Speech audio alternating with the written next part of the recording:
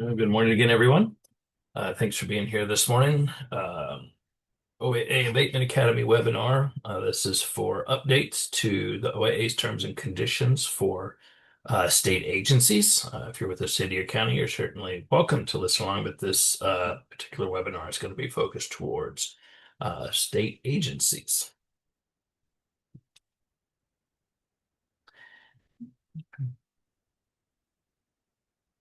Excuse me just a second. And there we go. Get my screens correct. All right. Hello, today's presenter is me. For those who don't know me, I am Charlie Linticum. I am the Director of Operations for the Virginia Opioid Abatement Authority, and in this role, I oversee all of our grant and award uh, processes from creating to closing out and everything in between. And I also oversee a team of people providing technical assistance to cities, counties, and state agencies for how to use the funds and how to put together proposals and providing feedback and those types of things.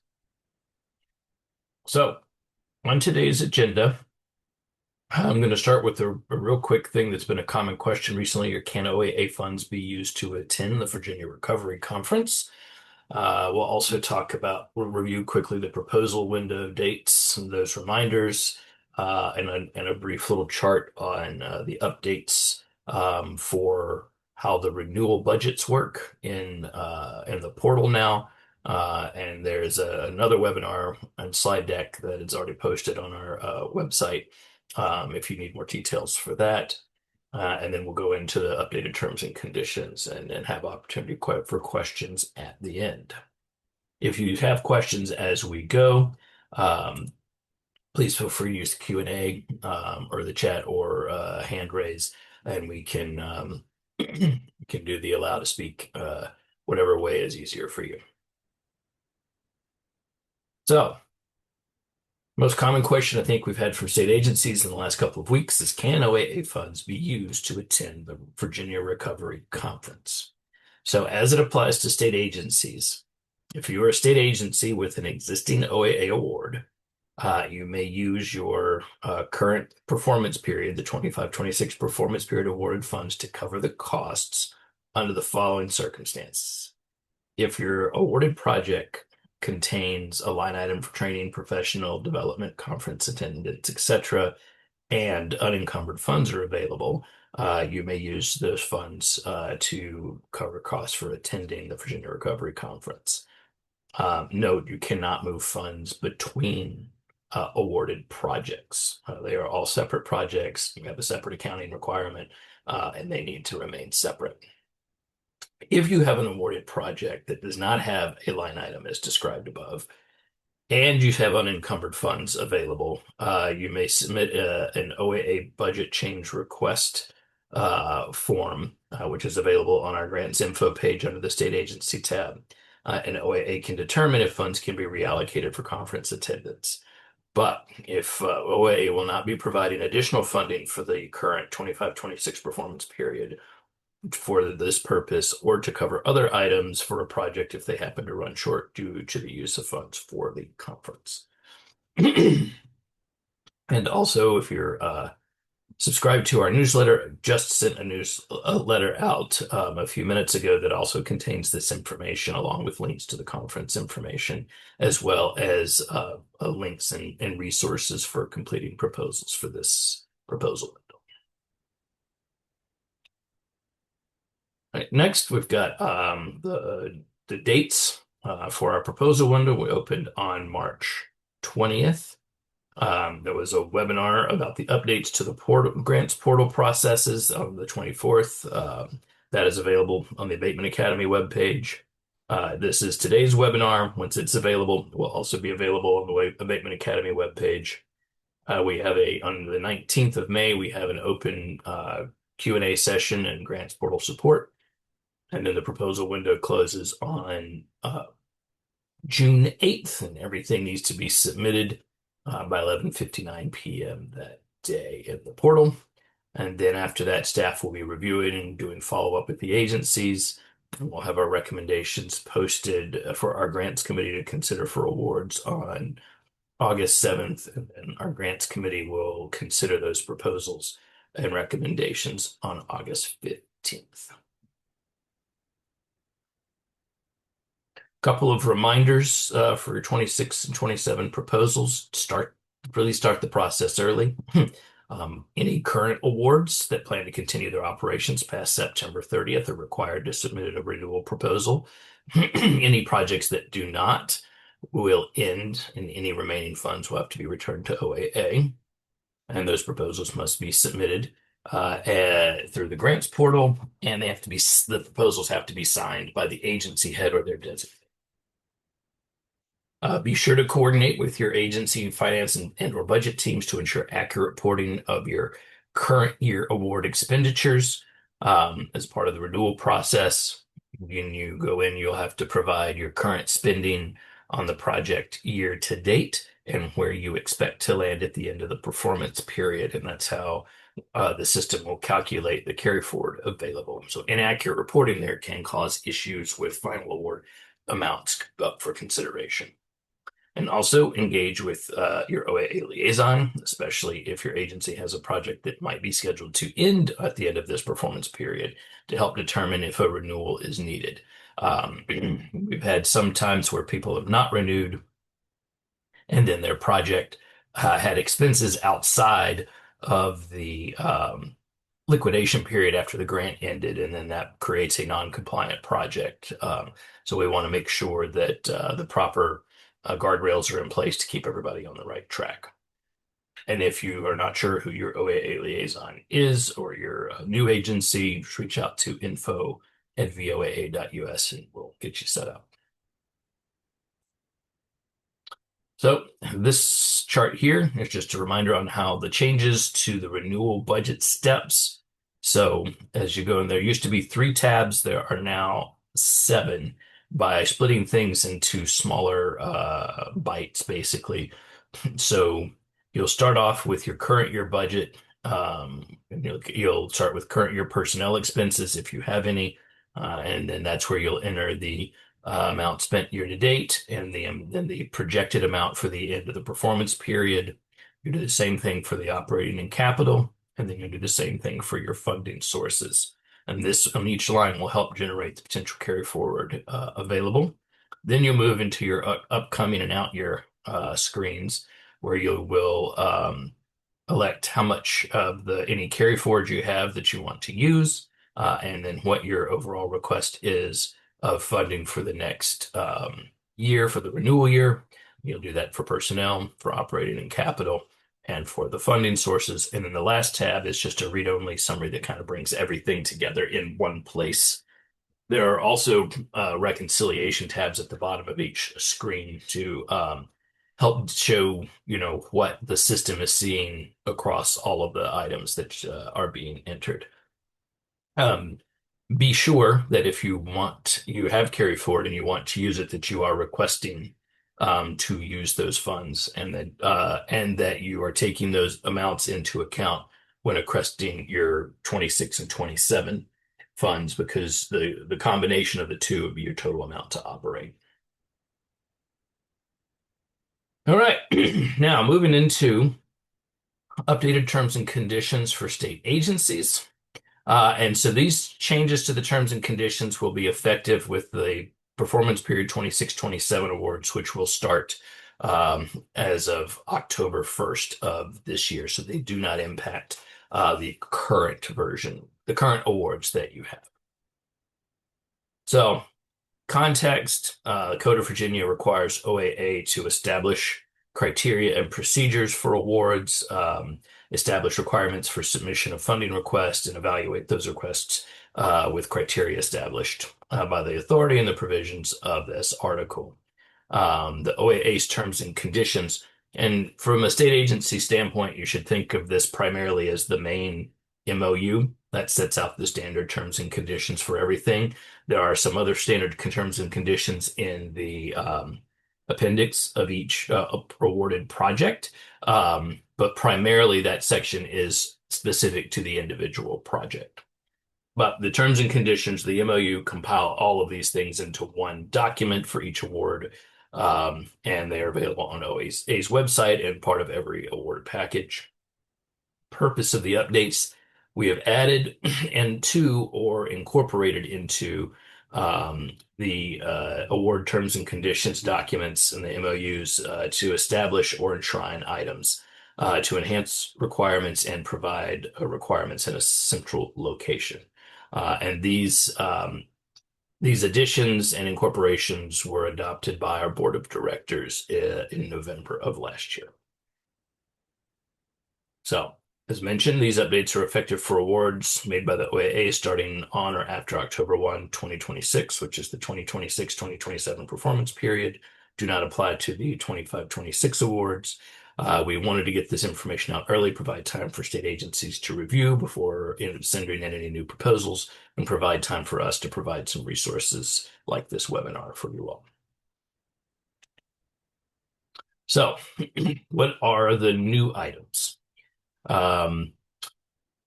OAA award acceptance requirements have been added in. So this establishes timelines and related actions for state agencies to accept OAA awards and provide any required documentation so OAA can transmit fundings.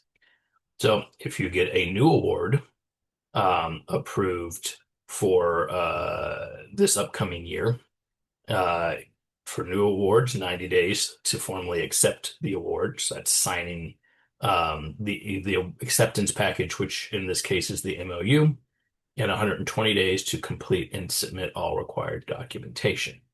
The 90 days, the clock starts from either the first day of the performance period, which would be October 1st, or if for some reason the MOU doesn't get out until later. Let's say there was a system issue and we weren't able to send it out till October 15th.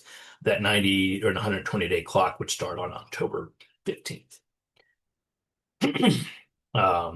If you have a new award that's approved during the current year, this does not happen very often, but we wanted to make sure there was ways to address it in case it did. 60 days to accept and sign the award package, 90 days for any additional required documentation.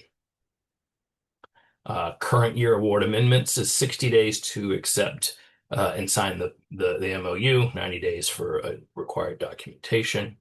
And renewals are 90 days and 120 days.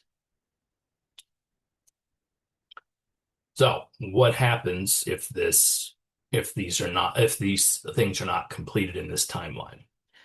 So failure to adhere will result in one or more of the following actions. So the award may be rescinded and the agency may reapply at the next available deadline.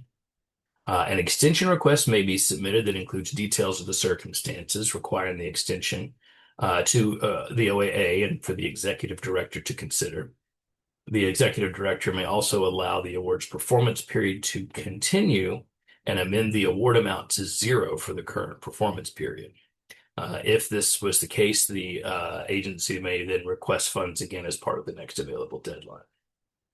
And there is a note to this. If issues are identified in OAA's grants portal that prevent an on-time submission by the agency, the executive director may grant extensions on a case-by-case basis, so long as the issues are communicated to OAA in a timely manner. So if you all are trying to do something on the timeline and the system runs into an issue that stops you from being able to complete it, it will not be held against you all as agencies for completing that. Our issues caused by our portal will not be held against the awarded agencies for this requirement. Another new item is some compliance review language.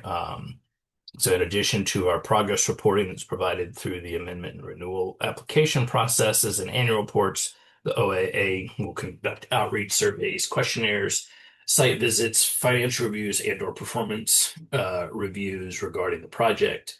Anytime that we do that, the agency is the primary point of contact for all matters in relation to this section, which means that we want to be working through, if there's subrecipients, we'll work along with them, but we want to be working through the agency since the agency is the awardee of the grant. Recipient understands that failure to maintain compliance with the items sorry, with the terms and conditions and any other requirements and contingencies may result in terminated, restricted, modified, or placed on a performance improvement plan or other. It should be performance improvement plan, not a performance improvement plant. We don't have a plant. Subrecipient and vendor monitoring, any award where the responsibility has been delegated to a subrecipient or vendor, the agency will ensure regular reporting of activities and achievements. This data is required for amendment renewal applications as well as reports. So the rest of the items are standard things that have been out as part of state agency awards or other guidance, and things that the OAA has issued over the last couple of years. And this is just incorporating them into the terms and conditions so that there's one place to go for what these items are instead of having to look through multiple documents. Any guidance documents we placed out will still be out there and will still match up to this, but we figured incorporating things here is a little easier to go find what you might be looking for. So one of the first ones here is ensuring appropriate staff and partners are described or subscribed to and regularly review the OAA's Virginia Opioid Abatement Authority news update newsletter. That's a requirement. That's our official form of broad communication for applicants and awardees.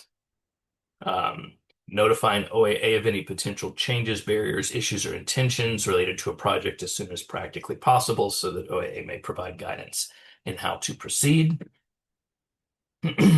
Submit all applications, reports, signatures, documents, communications, etc. to the OAA grants portal unless otherwise instructed by OAA staff. OAA documents must be signed by the agency head or a designee unless otherwise instructed by OAA. For renewals, carry forward balances must be used to may be used to continue the project while the agency completes the award acceptance process so that renewal year funds can be transmitted. So this is something that if you are trying to use some carry forward funds to keep your project going while you're going through the acceptance of process so we can transmit you the New Year's funds, you can show your accounting finance office that the award allows you to operate on those approved carry forward balances. When an award ends, the annual report for the last year shall serve as the final report. Separate accounting. So this has been a requirement since the beginning, but it wasn't as specifically spelled out as it could be. So there's been a requirement for OAA award recipients to maintain separate accounting of each fund source that is part of an awarded project. Most state agency awards from OAA just have the OAA funding source attached. So this is not as much of an issue for state agencies as it can be for cities and counties. But there are some that do. So non-OAA funds must be kept separate from OAA funds, and each type of fund separate from the others in its category. So non-OAA funds are things like other grants, general funds, funds provided on behalf of the agency, like from a philanthropic organization, any other revenues that are not provided by OAA. And OAA funds are the state agency funds that are the primary source of these awards. And some projects get funding from OAA's unrestricted funds bucket as well, sometimes on their own, sometimes combined with state agency funds, depending on what the project is, and or any other revenues that OAA may provide in the future. How do you do this separate accounting? OAA does not prescribe a specific methodology. However, whatever method is used must reconcile to the agency's general ledger while also detailing the usage. So if your agency has an old accounting system that doesn't have a lot of flexibility in coding to do everything at that level, if you can show me a balance of the funds and the funds going in and out of the account or the accounts, and you can then you can supplement that like with a spreadsheet that matches it out to the project, so we know if there's multiple funding sources, which ones are being used for which things. Helps us track the carry forward and things like that.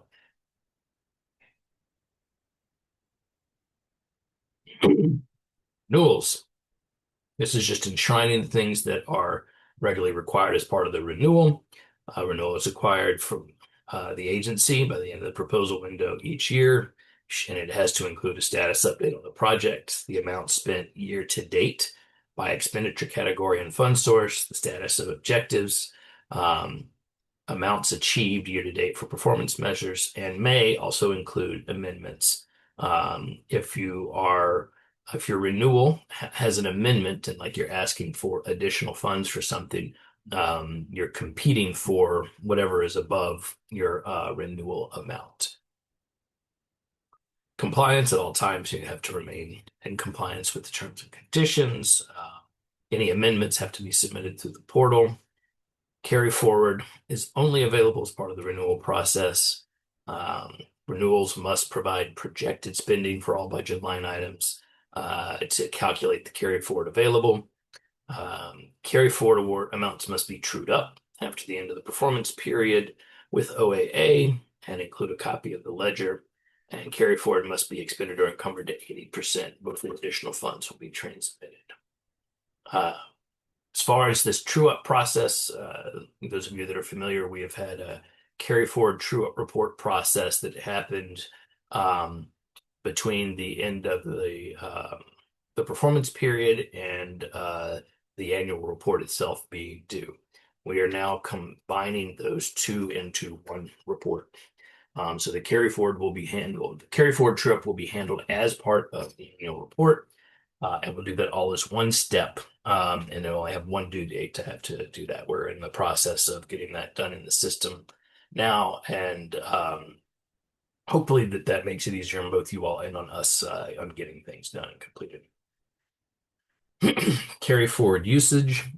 Carry forward balances should really only be requested for one of the following: to reduce the amount of funding needed for the upcoming renewal year, to support an approved budget line item or part of a line item that was not able to be completed in the current year.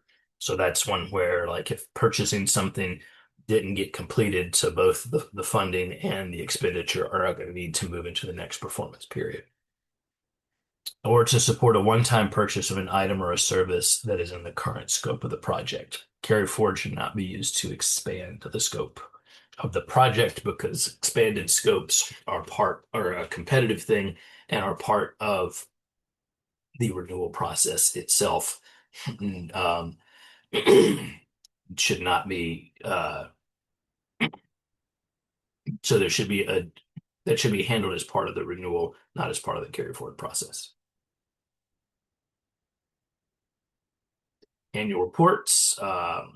Annual reports required to have a narrative status update on the project, including goals, achievements, barriers, solutions, final expenditure amounts for each line item, final carry forward amount, and the performance measures achieved. Have to attach a copy of the agency's general ledger showing those line item transactions. Annual reports will be due November 1st of each year for the performance period that ended in September. OAA If OAA was to modify this date, we would do it in writing. And if it was to ever be moved earlier than November 1st, there would be at least a 30-day advance notice of that date being moved up. I find that to be fairly unlikely because you only have time to complete these after the fiscal years, your performance period is closed. So, and again, when awards end, the annual report for the last year shall serve as the final report. So the updated terms and conditions are available on the grants info webpage. If you get to the state, click on the state agency tab. It'll bring this information up that you see here on the right. In the green, that is the current year's MOU terms and conditions. In the red below, that is the upcoming years. So you can view those and take them through legal department if need be, or any of your leadership that may want to review the changes. You're welcome to do that ahead of us sending out the actual award package where these will be incorporated to help speed up the time frame of review. And encourage you to contact your liaison with any questions. Myself, Sharika Bridges, Cindy Newman, Tony McDowell have been the primary people that have been the liaisons for state agency awards. We will also this year be adding an additional person named Erica Tanner. Um, and when she gets assigned to specific agencies, we'll reach out to you to let you know that she's your contact. So if you're not sure if any of these are your contact, you can reach out to any of us. Or if you're new, you don't currently have an OAA award, you can send a general information request to info@boaa.us, and we'll be happy to assist. And from there, I will open up for any questions, be they questions on the changes for the terms and conditions, conference, or proposals. Portal questions, any of those things are fair game. You may use the chat, the Q&A feature, um, and or you may raise your hand and you can, if it's easier to just ask in the meeting, we can do that as well.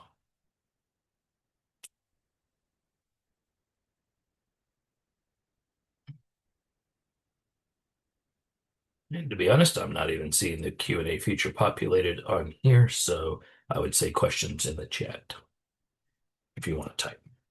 I'll give it another minute in case anybody is.